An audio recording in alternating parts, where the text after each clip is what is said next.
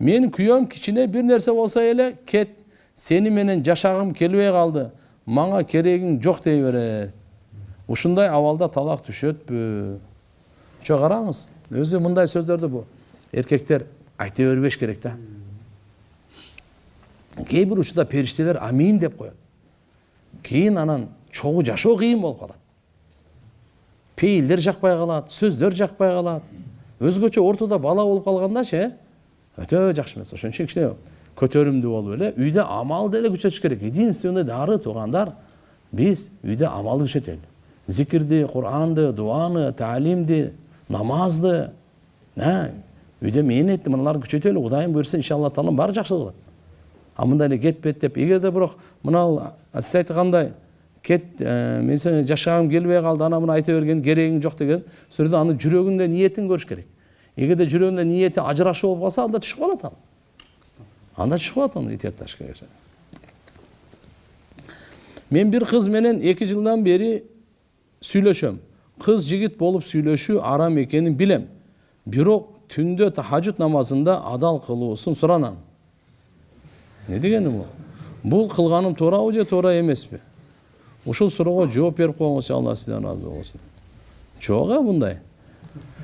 Азыркы башында айтып кеткендей эле да, туугандар, азыр көбүнчө кыздар менен сүйлөшүп, туура эмес ишке барып коет. Андан кийин ал кимге турмушка чыгат?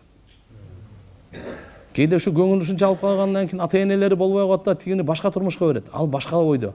Бул башка ойдо. Турмуш бузулат. Өзүңүзгө райым кылгандай башкага да райым кылың да. Азыр канча деген жаштар ушундай кылып коет. Туура эмес бул. Ошол иши кайтып келип ошо таш башыңа тийбесин. Ойлоп көрсөң, сенин карындашыңа, сенин кызыңа ушундай кылса кандай болот? Ошон үчүн иhtiyатташ керек мен. Эгерде ушунчалык эле жагып тияк-бияк болуп калса, жакшынакай ата-энелери менен, ак батасы менен жакшы никелешип алыш керек дагы. Бисмилла менен сүйлөшө бер. Тахажжуд намаздан сурай бериңиз. Мен Россияда иштеп жүргөндө бир бала менен жакын мамиледе болуп жүрдүм эле. Кийин ал Кыргызстанга келген. Эми ал бала менин кызым менен сүйлөшүп, сөйкө салып кетти. Эмне болуп кетти? Кандай болуп кетти? Мен Россияда иштеп жүргөндө бир бала менен жакын мамиледе болуп жүрдүм эле. Кийин ал Кыргызстанга келген.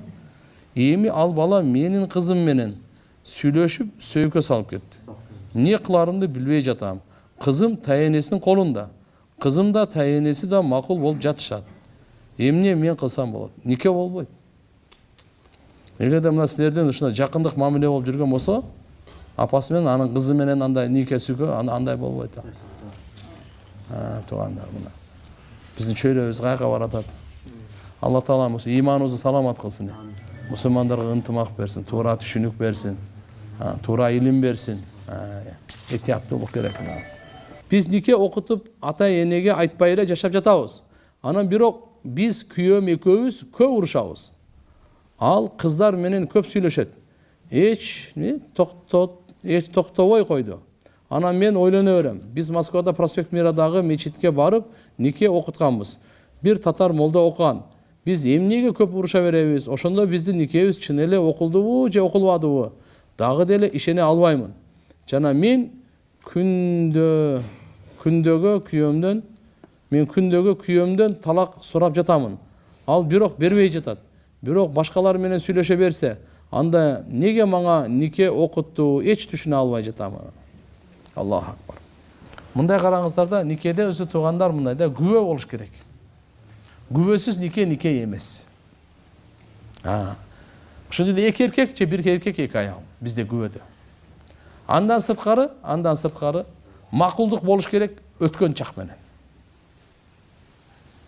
Ошондой боло турган болсо, же болсо бирөөсү учур чак, экинчиси өткөн чак. Иштек эмес. Же болсо буйрук иретинде болсо, макулдугум кетсе деле мейли.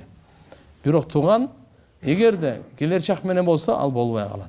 Күбөсү жок болсо дагы болбой калат. Махыр айтылбай калса боло берет, бирок махыр калайбы калабайбы күйөөнүн мойнуна карыз болуп калат. Анан мындай немеден башкага сиз айтып аткандай мына күйөөмдөн талак сурап жатамын, ал бирок бербей жатат, башкалар менен сүйлөшө берсе деп. Мындай жакшы кылбаш керек, мындай болбойт да туугандар. Бул арам жашоо. Алла таалам сизге ак никеден бердиби, жубайды. Ошо менен токтоңуз. Ар кимге тийишип, ар менен сүйлөшүп, адамдын напсы кумары деген ал тойбойт. Арам нерселери менен эч качан жүрөк рахаттанбайт.